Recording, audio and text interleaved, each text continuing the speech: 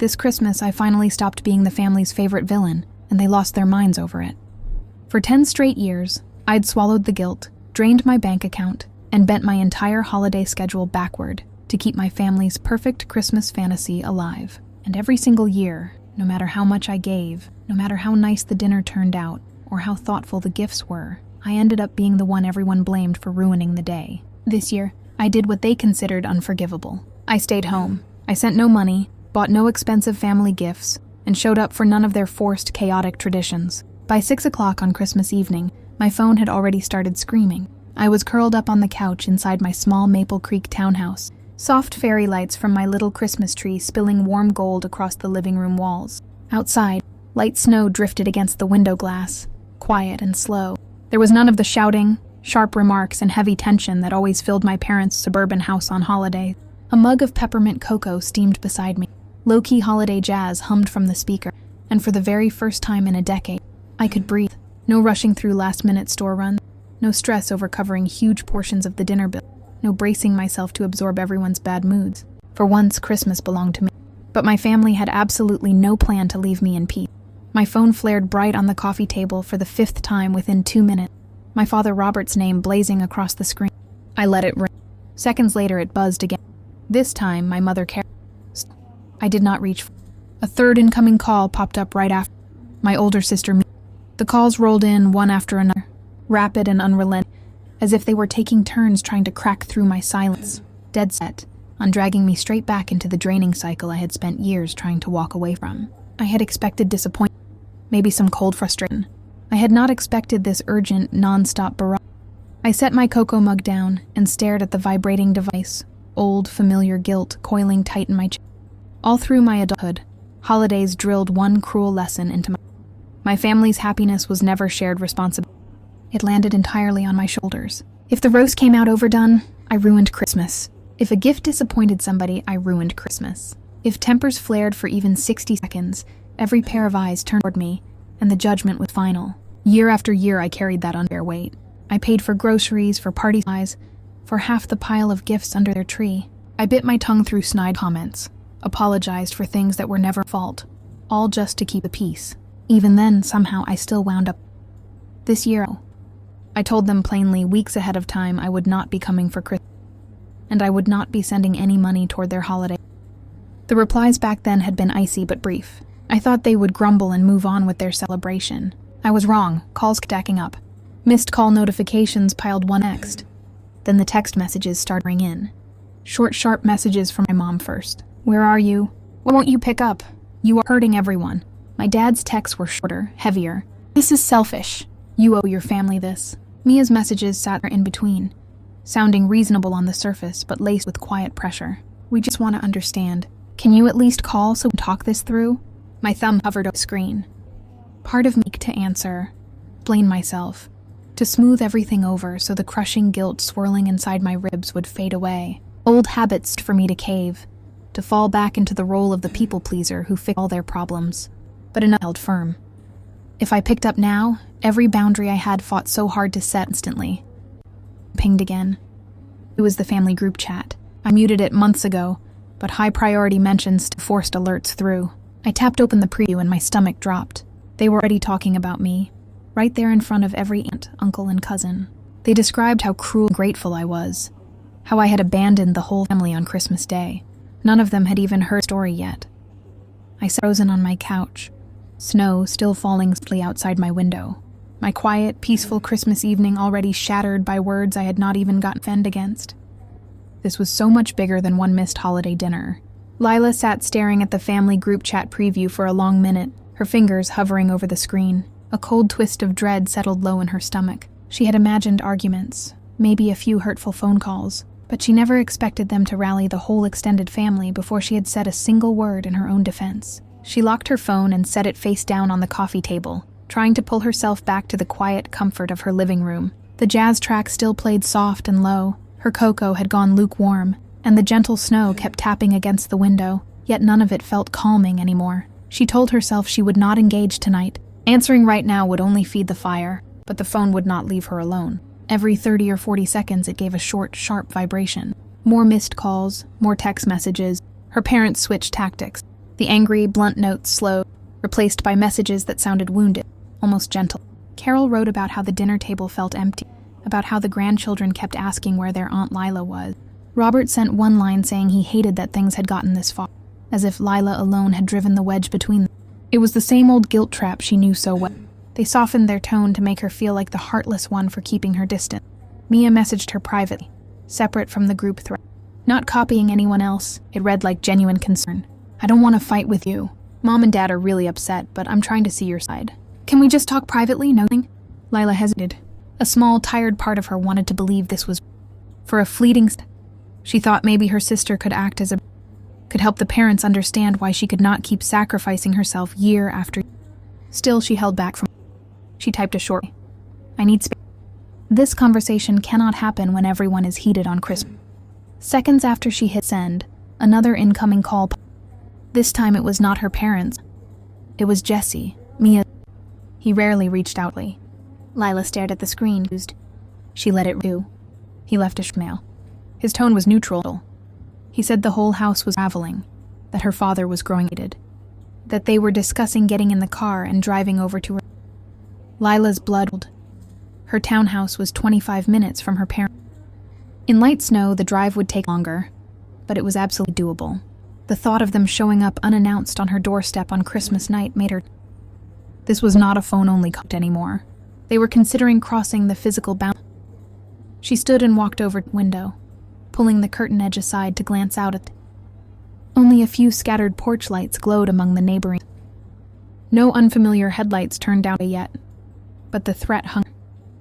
She thought about her front door lock, about how little warning she would get if multiple family.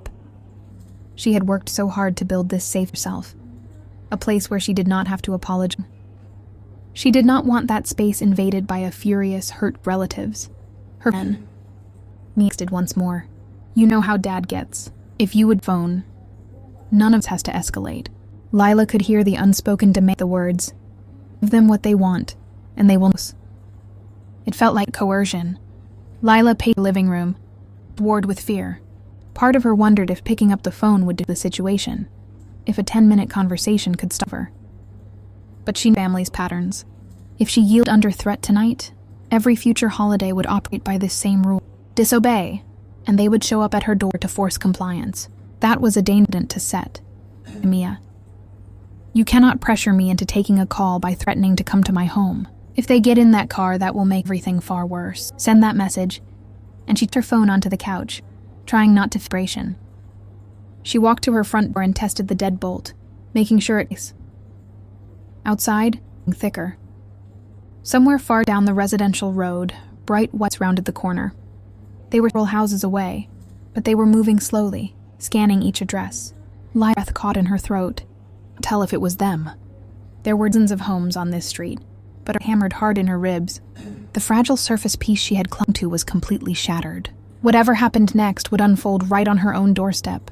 Lila pressed her forehead lightly against the cold edge of the window frame, watching the pair of headlights drift slowly from house to house along the street. Her pulse thundered in her ears. For a long heartbeat, she could not breathe, half convinced the car was heading straight for her driveway. Then it rolled past her townhouse, turning toward the far end of the block, and some of the tight tension coiled inside her chest loosened. It was just another neighbor out driving on Christmas night. Still, the threat hung heavy, very real and not yet gone. She stepped away from the window, her hands shaking faintly. The deadbolt on her front door was locked solid, but locks only did so much. If her family showed up, they would knock, call her name, make a scene out on the front walk for every nearby neighbor to hear. That public embarrassment was exactly what she'd been trying to avoid all these years. She did not want strangers watching her family blow apart on her front porch on Christmas. Her phone kept vibrating on the couch. Mia sent another text. They are still talking about making the drive. Please, Lila, just talk to them. Lila's jaw tightened. She understood what this was. It was pressure, wrapped up as concern. Pick up the phone, give in, and the crisis goes away. Refuse, and they would show up at her door. She sank down onto the couch and stared at the screen. Old guilt nodded. This was her family after the people who had raised her. A small voice in the back of her mind whispered that maybe she was being too hard, that one quick call could calm everything down. But she remembered all the past Christmas. Remembered how every compromise she made only led to more demands the next year. If she backed down now, this pattern would never. Lila made up. She was not going to be bullied into surrendering her boundaries. She typed one final reply. I will not take an angry, pressured phone call tonight. If they choose to drive over here uninvited, I will not open the door. We can arrange a calm conversation some other day, when temper's cool.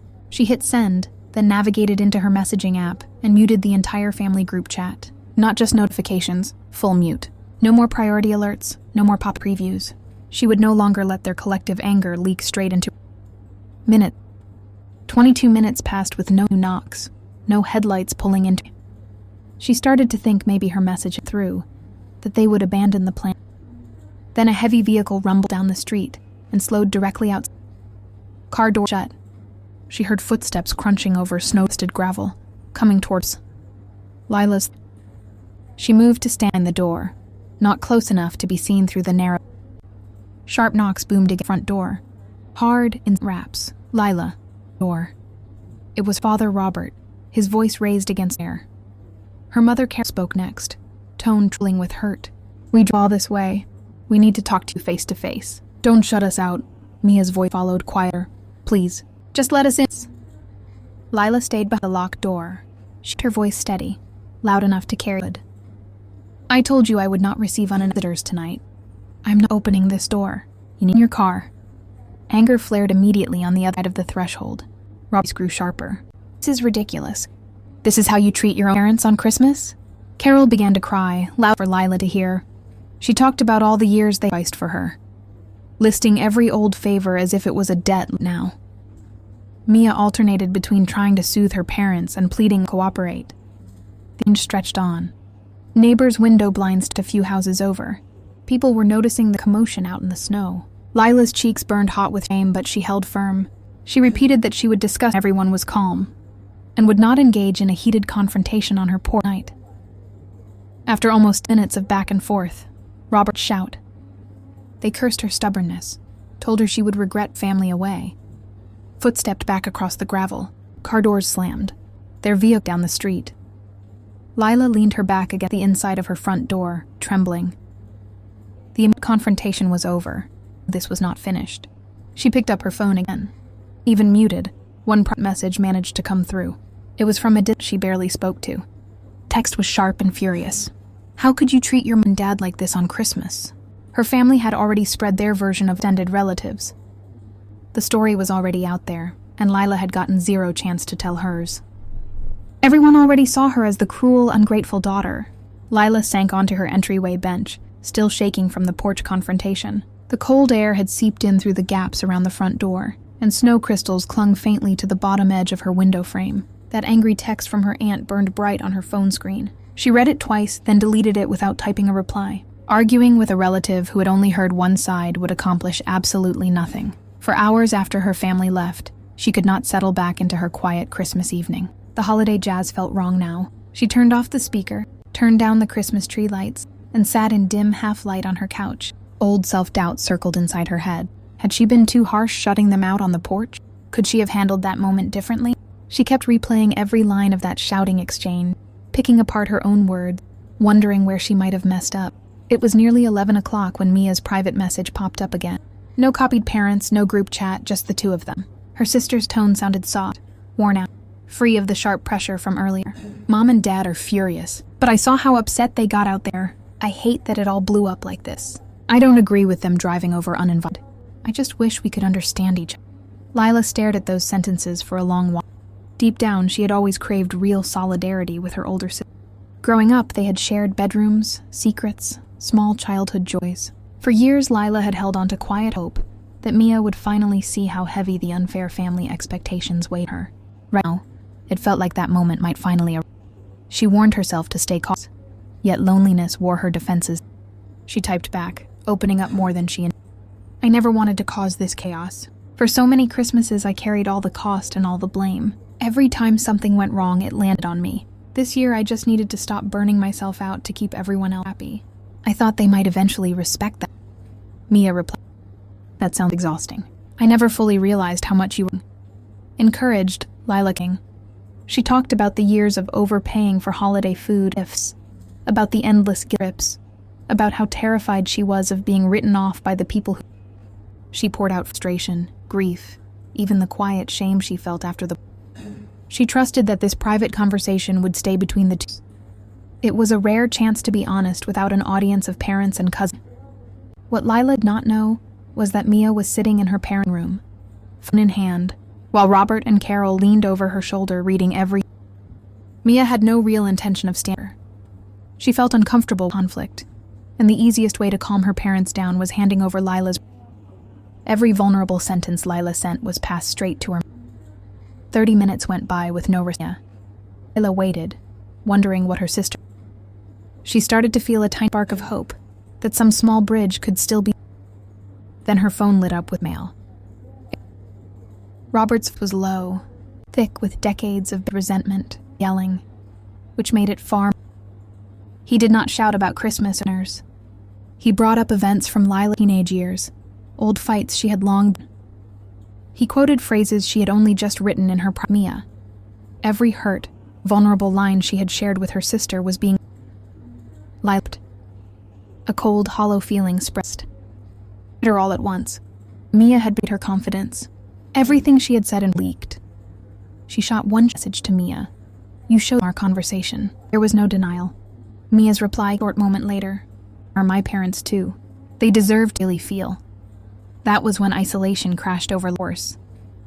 She had no allies, blood family. Her parents saw her as selfish and defiant. Her sister had used her private vulnerability as ammunition. Extended relatives already judged her based on one-sided stories. No one was willing to listen to why she had. She switched off her phone screen and living room. Outside stopped completely. Christmas Day was almost over, yet the beginning. She had trusted the one person thought might empathize, and that trust against her. There was no telling what her family would do with all this new information they now held. Christmas Day bled into late night, and Lila could not bring herself to sleep. She sat on the couch, phone face up beside her, still reeling from Mia's betrayal. Every soft, vulnerable word she had shared in private had been handed straight to her parents. Trust with her sister was shattered beyond quick repair. She kept replaying her father's voicemail in her head, the quiet, simmering anger in his tone, and a terrible question kept circling through her mind. What else had she never understood about these holiday fights? She pushed herself off the couch and walked to her home office nook. The small desk lamp flickered on, casting narrow yellow light over stacks of old paperwork. For years she had saved screenshots, bank receipts, and text archives, more out of habit than any real plan. She pulled open her phone cloud storage and began scrolling backward through old holiday records, going year by year. One receipt after another popped onto her screen. Grocery store runs for Christmas dinners, bulk gift card purchases, delivery orders for party supplies. Year after year, she had covered huge chunks of the family's holiday expenses. She had always told herself she was volunteering, trying to buy peace. But as she dug deeper, she noticed a pattern she had never fully processed. Several years, her parents had hinted they were short on cash right before Christmas. They would drop quiet comments about tight budgets, rising utility bills, how expensive hosting the whole family had become. Almost every time, Lila would step in and cover the gap. She pulled up an old group text exchange from 3 years prior. Her mother had written that they could not afford to host unless someone helped cover costs. Back then, Lila had stepped forward without hesitation. At the time, she believed it was a one-time hardship. Now she saw it repeated across multiple holiday seasons. The family's perfect Christmas had grown dependent on her. Their anger this year was not only about her physical absence. It was about losing that reliable financial safety net she had provided for so. This new realization. All those times she was labeled the one ruining Christmas. Much of it flared up when she hesitated to spend more. Her boundaries threatened their comfortable holiday. It was nearly 2 a.m. when a new text notification. It was not Mia, not her. It came from Robert. The message was formal, cold, yelling. He wrote that her recent choices had deeply disappointed the whole. Because of her refusal to participate in family traditions, they were re-evaluating her position within the family inheritance. No threats of cutting her out completely, but the warning was her share was no longer. Lila's hands grew cold as she read. Inheritance had never been something she fixated on. She had built her career, bought her townhouse, and lived within her. Still, it was real weight. It was leverage. They were using future money to pressure her into falling back into her old role. If she kept holding her boundaries, she might pay a tangible financial price. Line raced. She kept digging through archived emails, trying to ground herself. Buried deep in an old inbox, she found a long-forgotten message sent to her by her father 6 years ago. It was right after a terrible Christmas fight. At the time she had skimmed it, hurt and exhausted. Tonight she read slowly. Robert wrote openly about how he believed adult children owed unconditional obedience. He complained that Lila expected too much respect in return for contributions. He admitted that the family often turned on her to keep group harmony, because blaming one person was easier than facing messies. The email thing bare. For years, scapegoating her had been their easiest way to hold the family together. None of this was real Christmas dinner. It was about power, compliance, and tools. Leela sat back in her office stunned. All the confusing, hurtful moments across a decade of holidays suddenly clicked into place. The pattern was not random. The clock ticked past 2:30 a.m. Snow was long gone outside. Christmas technically over, but the crisis was resolved. The inheritance threat hung over her future. She held old messages and receipts proving dynamic. Yet she had no idea how much good that ever do her. Her family held blood ties and social influence over every relative she knew, only records. She stared at that email on her screen and understood. Every single Christmas argument she had lived through had roots buried far deeper than the holiday meal. And now those old roots were reaching for her future.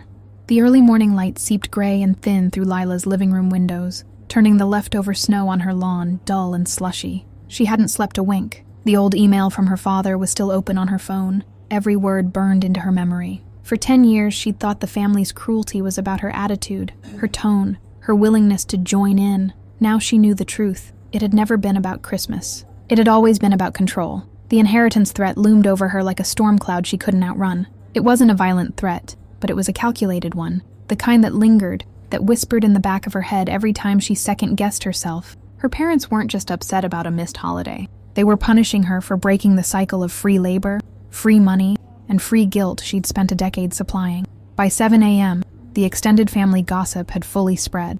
Leela's phone buzzed with sporadic, passive-aggressive texts from cousins she rarely spoke to.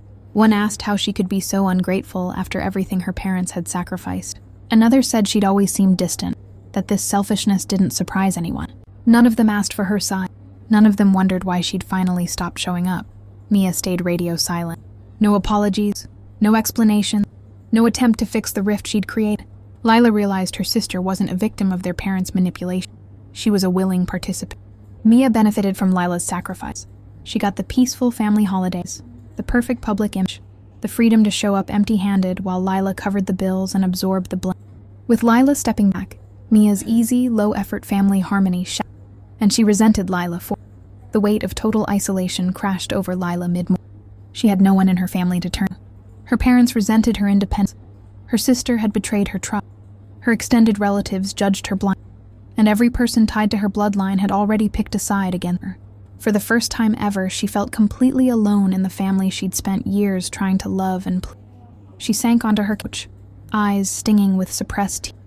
All the old conditioning flared up loud and clear. If I'd just gone to dinner, if I'd just sent the money, if I'd just stayed small and quiet and compliant, none of this would be happening. For a brief, painful moment, she almost caved. She almost grabbed phone, texted an update, offered to send holiday funds, just to make the hatred and isolation. But then she thought of every seat, every late-night trip, every Christmas she'd ruined herself trying to save their perfect holiday fantasy. She thought of the email proving they'd intentionally scapegoated her for years to keep the family. She thought of the porch confrontation, the leaked private messages, the unfair inheritance, and the guilt melted into quiet, unshakable. This was. She hadn't ruined Christmas. She'd ruined their free, unearned power. Theirs. Her family's overconfidence started leaking through in sporadic group chat messages she had muted. She caught a few previews anyway. They talked as if fun. They discussed waiting New Year's, staging another family intervention, making sure Lila listened. They assumed she'd eventually, that she was too loyal, too guilty, too soft to hold her bound long term. They thought she'd cave under pressure, that she'd come crawling back to beg. Lila stared at the previews, and for the first time, she saw their cracks. They weren't upset about family unity. They were scared of losing illusions, scared of no longer having someone to blame for their imp days, scared that their oldest, easiest source of sacrifice was food. All her life, she'd avoided conflict to keep family intact. She'd grieved the idea of a broken family, terrified of being the reason it fell apart. But now she understood the brutal truth she'd been avoiding. Her family. It had only been held together by her pain, her money. The lowest point of her settled over her, but with it came a stone. She was done begging for love that came with endless conditions. She was done apologizing for peace. She was done being... Lila locked her phone completely, setting it face down on the coffee table, deep. The fear didn't hear entirely, but it told her. She was no longer fighting to be happy. She was keep herself. And in that quiet, empty morning, alone in her peaceful home while her family seethed and plotted against her, Lila finally knew exactly what she had to do next. Power back. By mid-morning of December 26th, the quiet calm inside Lila's townhouse was no longer fragile. It was intentional. She had spent her entire adult life reacting to her family's anger, scrambling to fix their moods, bending so they would not label her ungrateful. But after the sleepless night, after reading her father's old email, after watching Mia weaponize her vulnerability for parental approval, Lila was finished reacting. She was ready to act. She walked back to her desk, pulled out her laptop, and began organizing every piece of evidence she had spent years unintentionally collecting. First, she sorted bank records. Year after year, Christmas withdrawals, grocery store charges, holiday gift purchases, Venmo transfers sent to her parents right before December 25th. The pattern was undeniable. Every holiday season, she had single-handedly propped up their family celebration. She logged dates, amounts, and receipts into a clean folder, labeling each one clearly. Next, she compiled screenshots. Dozens of texts stretching back half a decade. Guilt-tripping messages, ultimatums, passive threats. Moments where her parents admitted they could not afford Christmas without her help. She saved the group chat clips where they mocked her for being too sensitive after she'd overspent and overworked herself to keep them happy. Finally, she saved the voicemail from her father and the old eye-opening email. She was not building this folder for revenge. She was building it for clarity, for herself. For years, her family had controlled the narrative. They told everyone she was selfish, ungrateful, destructive. They had rewritten history to make her the villain while quietly relying on her generosity. Lila's files told the true story. As she worked, her phone occasionally lit up with new messages. Mia texted again, attempting to reposition herself as the reasonable middleman. I still think we can fix this. If you apologize, Mom and Dad will drop the inheritance. Lila read the message without emotion. She saw the manipulation clearly now. Apologizing would mean admitting she was wrong for protecting her finances, her home, and her mental. It would validate their toxic pattern and hand them permanent control over her life. She did not reply. Instead, she kept organizing. She mapped out every emotional cycle her family had forced her. Overworking and overgiving during the holidays, swallowing unfair blame every time something went slightly wrong, and accepting guilt as a normal price tag for both. For the first time, she recognized that their anger was never about her behavior. It was about her refusal to stay in her assigned role, the family's reliable giver, their designated scapegoat, their financial safety. By early afternoon, Lila closed her laptop and sat, her hands steady. Shame, the swirling self-doubt that had haunted her every holiday for years was completely gone. In its place was sharp calmity. She was not going to beg for reconciliation. She was not going to meet them halfway while they continued to take advantage. She was not going to allow them to threaten her future inheritance to force clients. She was going to set one final, permanent boundary. She drafted a single long, carefully structured message intended for the entire family group. She did not yell, did not accuse, did not break down emotionally. She stated facts. She listed years of financial contributions no one acknowledged.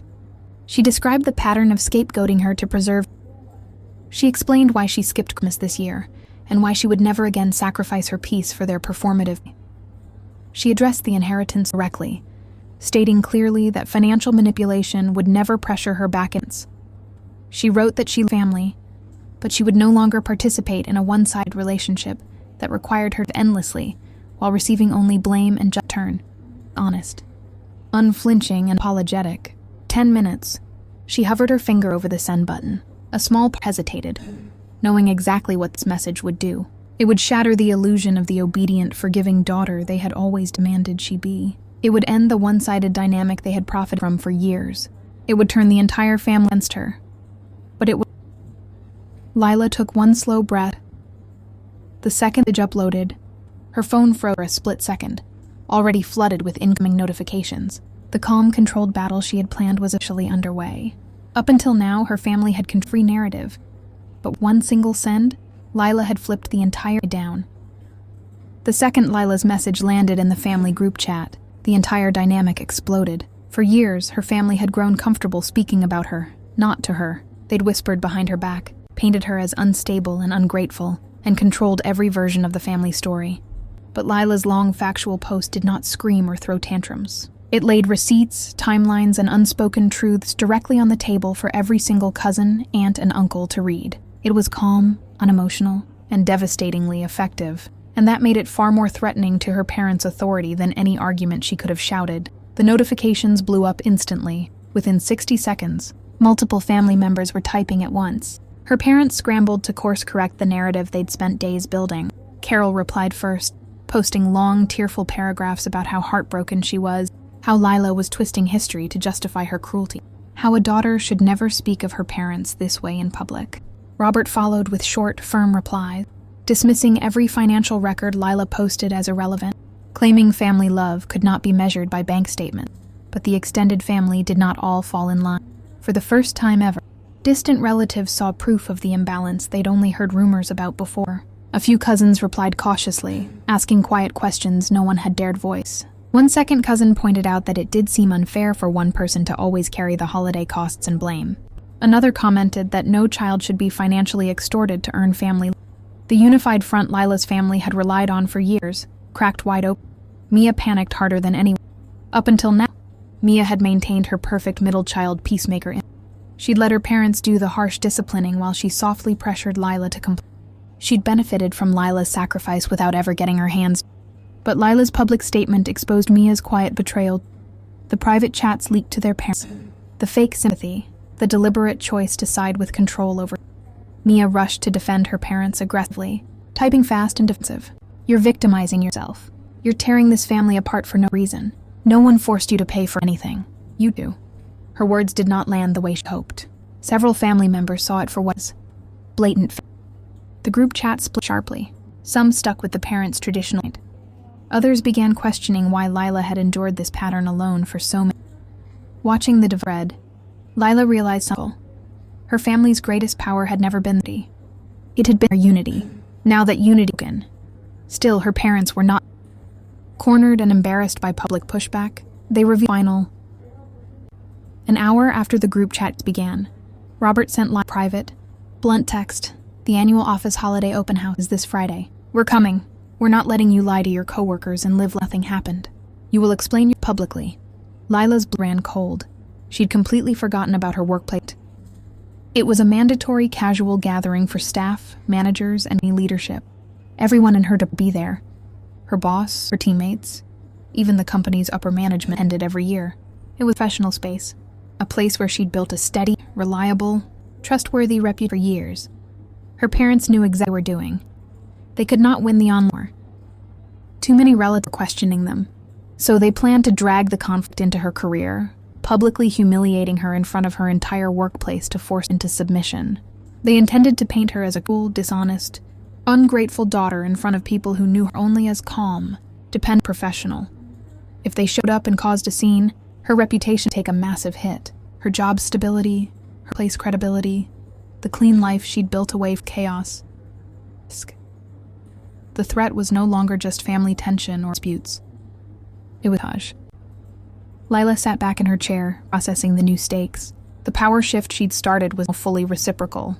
She'd cut their family control, and they were now aiming to destroy her external in retaliation. She could panic. She could backtrack. She could send an apology and stay away. She stared at the text again. She had spent too long to make them comfortable. She would not sacrifice her truth to avoid their tantrums. She knew they were coming. She knew the fun was unavoidable. The holiday open house 3 days away. And when her family walked through those office doors, every hidden lie, manipulated narrative, every year of one-sided sacrifice would finally meet its reckoning face to face. The 3 days leading up to the office holiday open house moved agonizingly slow, yet all too fast at the same time. Lila went through her workdays on quiet, steady autopilot. She processed medical billing claims, answered coworker emails, and joined quick team check-ins, but her mind was always hovering on the upcoming event. Her parents' threat wasn't an empty one. She knew they meant every word. Cornered and humiliated in the family group chat, they had nothing left to lose but their last hold over her reputation. Public embarrassment was their final weapon. She didn't spiral into panic. Instead, she prepared. She compiled a condensed, clear timeline of her holiday sacrifices, her family's financial dependence, and the pattern of guilt-tripping and scapegoating. She saved every key screenshot and receipt to her cloud, ready to pull up in seconds if needed. She didn't prepare to fight or scream. She prepared to defend her truth calmly, professionally, and without breaking her composure. Friday evening arrived cold and crisp. The office lobby was decked out with warm string lights, festive garlands, and a spread of catered appetizers and drinks. Soft holiday music played through the overhead speakers. Coworkers laughed and mingled. Managers shook hands, and the entire space felt like the safe, professional bubble Lila had built for years. By 6:30, nearly everyone from her department was present. Lila stood by the snack table, chatting lightly with a few teammates, keeping half her attention on the front entrance. She knew the second they walked in. The front glass doors slid open, and Robert, Carol, and Mia stepped inside together. They'd dressed sharp, polished, and presentable. Intentional choices. They looked like a normal, loving family dropping by a work event, masking their fury behind neutral, pleasant expression. Anyone watching would assume they were supportive relatives coming to celebrate Lila's professional year. Only Lila knew they were there to detonate her life in front of her entire team. They scanned the room until their eyes locked on her, then moved straight across the lobby, cutting through groups of chatting co-workers. The room slowly quieted as people noticed the focused, determined trio walking toward Lila. Carol struck first, her voice loud enough to carry across the nearby crowd. Sweet-sounding, but laced with... Lila, we're so glad we caught you. We wanted everyone here to know the truth about how you abandoned your entire family on Christmas. A hush fell over the immediate area. Co-workers froze mid-conversation, glancing awkwardly between Lila and her family. Robert stepped forward next, his tone firm and authoritative, playing the wronged father for the audience. My daughter has spent years selfishly making excuses to her. She's lied to our family, refused to honor her parents, and ruined our holiday tradition over nothing but her own pride. We didn't raise her to be this Mia stood beside him, silent but quiet, her eyes locked on Lila in quiet gent. They'd planned this party. Two parents painting Lila as a cruel, selfish daughter, in front of her career support system, with zero room for her to... For a split second, old guilt. The urge to apologize, to smooth things over, to shrink small flooded her chest. But then she remembered every seat, every leaked privilege, every year she'd sacrificed and still been. She remembered the inheritance threats, the porch confrontation, the family gossip that had painted her as a villain. Lila She didn't race. She'd panic. She met her father's eye steadily and spoke clearly for everyone nearby. I didn't abandon my family. I stopped being the only person in my family who gives everything and gets nothing but blame. She pulled on, opened her organized timeline of receipts and texts, and held it gently for anyone who... For years, I paid for the entire family's Christmas dinner, all holiday supplies and most family gifts, every single year. I absorbed every argument, apologized for mistakes that weren't mine, and prioritized your holiday fantasy over this. This year I chose to rest, and for that choice, you've spread lies about me, threatened inheritance, and now you've come to my workplace to publicly... Turned to Carol, her tone calm. This isn't me ruining our family. This is our family refusing to exist without someone to sacrifice. A few co-workers glanced at the phone screen, eyes widening as they scanned the years of financial proof. The crowd's perception shifted instantly. The narrative her parents had tried to force crumbled time. Robert's face flushed red and tried to interrupt, to argue, but Lila didn't let go. You threatened my future finances, forced compliance. You showed up at my private home uninvited. You pressured my sister to betray my private thoughts. You've spent days painting me as the villain to everything we have. And now you're exploiting my professional space to punish setting boundaries. She paused. The words sink in. I love my family, but I will no longer be your scapegoat. I will no longer pay for your holidays, absorb your guilt, or shrink myself to make your perfect family illusion stay intact. If choosing self-respect makes me ungrateful, then I label. The room was silent. Her parents had no rebuttal. All their rehearsed lines, their righteous anger, their public act fell flat. And argue with proof. They couldn't debate years of documented one-sided sacrifice. Their performative victim clearly. Mia's face burned with embarrassment, her confident judgment shame. She looked away from Lila, Uncontact. One of Lila's managers stepped forward gently. Silence. This is a perk event for staff. Non-employee disruptive conduct needs to end here. Leave. Cornered, humiliated, and stripped of every ounce of control once held over Lila, Robert, Carol, and Mia had no choice. They turned and walked stiffly toward the heads down, ignoring the quiet stare of co-worker present. The doors shut behind them, and the tense bubble opened. Co-workers drifted back to their conversations, shooting Lila glances. Her reputation was destroyed, it was protected. Everyone who'd seen saw the truth. Selfish one. She was the person who'd endured years of unfair treatment in silence. Down was over. The final conflict had reached its and Lila had won.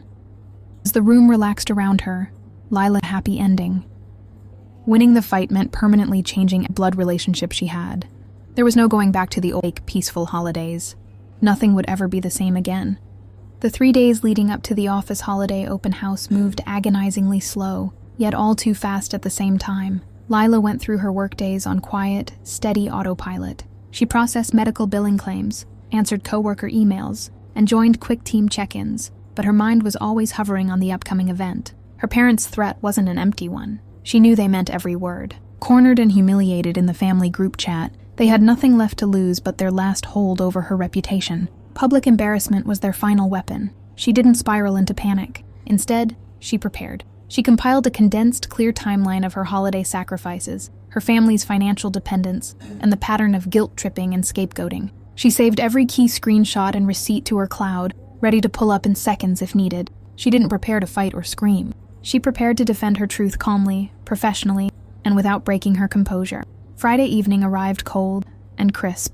The office lobby was decked out with warm string lights, festive garlands, and a spread of catered appetizers and drinks. Soft holiday music played through the overhead speakers.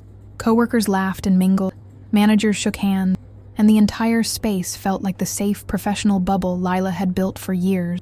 By 6:30, nearly everyone from her department was present. Lila stood by the snack table, chatting lightly with a few teammates, keeping half her attention on the front entrance. She knew the second they walked in. The front glass doors slid open, and Robert, Carol, and Mia stepped inside together.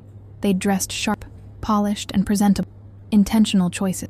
They looked like a normal, loving family dropping by a work event, masking their fury behind neutral, pleasant expressions. Anyone watching would assume they were supportive relatives coming to celebrate Lila's professional year. Only Lila knew they were there to detonate her life in front of her entire team. They scanned the room until their eyes locked on her, then moved straight across the lobby, cutting through groups of chatting coworkers. The room slowly quieted as people noticed the focused, determined trio walking toward Lila. Carol struck first, her voice loud enough to carry across the nearby crowd, sweet-sounding but laced with venom. Lila, we're so glad we caught you. We wanted everyone here to know the truth about how you abandoned your entire family on Christmas. A hush fell over the immediate area. Coworkers froze mid-conversation, glancing awkwardly between Lila and her family. Robert stepped forward next, his tone firm and authoritative, playing the wronged father for the audience. My daughter has spent years selfishly making excuses to her. She's lied to our family, refused to honor her parents, and ruined our holiday tradition over nothing but her own. We didn't raise her to be this Mia stood beside him, silent but confident, her eyes locked on Lila in quiet judgment.